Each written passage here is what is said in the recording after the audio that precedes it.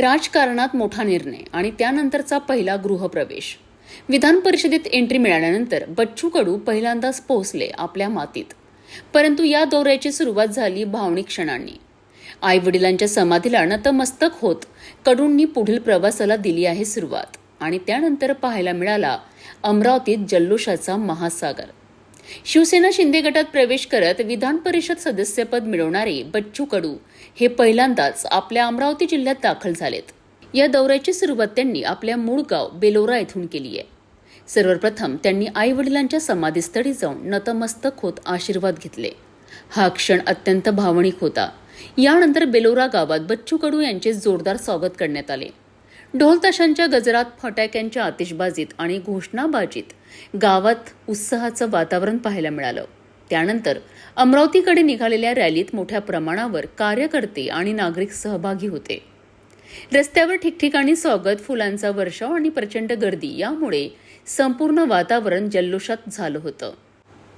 हा दौरा केवळ राजकीय नसून भावनिक आणि शक्ती प्रदर्शनाचाही असल्याचं चित्र दिसत आहे.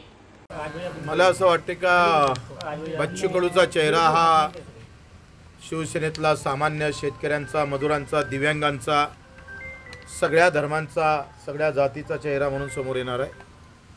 मी शेतकऱ्याचा पाईक म्हणून काम करणार आहोत. जे वंचित आहे, दुर्लक्षित आहे, त्या सर्वसामान्य माणसासाठी शिवसेनेच्या माध्यमातून माझं दार उघडं राहणार आहे. मी सांगतोय का आम्हाला धर्माचा जरी गर्व असला पण वाद होता कामा नये याची काळजी आम्ही घेणार आहोत.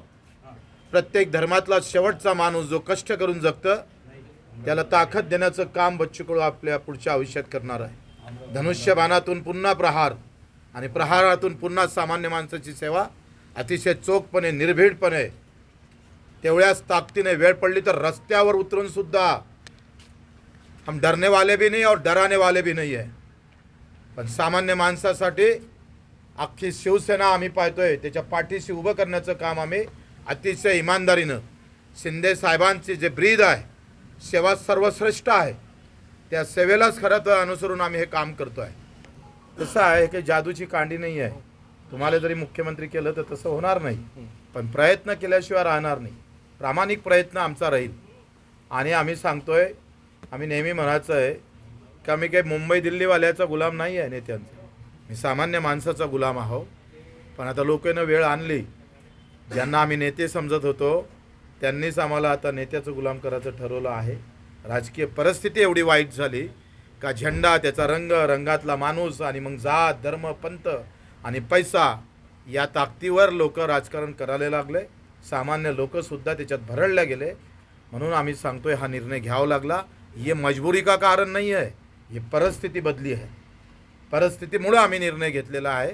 आणि म्हणून आम्ही तेवढाच कणखरपणा, तोच बाणा शेतकरी, शेतमजूर, कष्टकऱ्यांचा अतिशय ताकदीनं ठेवू.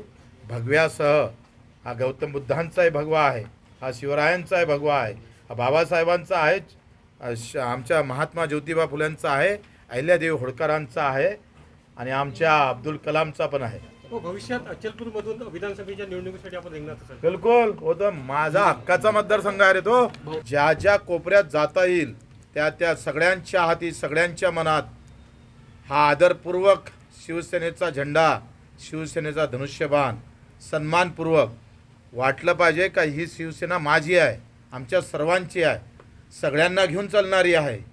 आम्ही पाहतो तो असा जे कष्ट करणाऱ्या लोकांना त्यांना आपली वाटली पाहिजे असा एक प्रयास नक्की करू.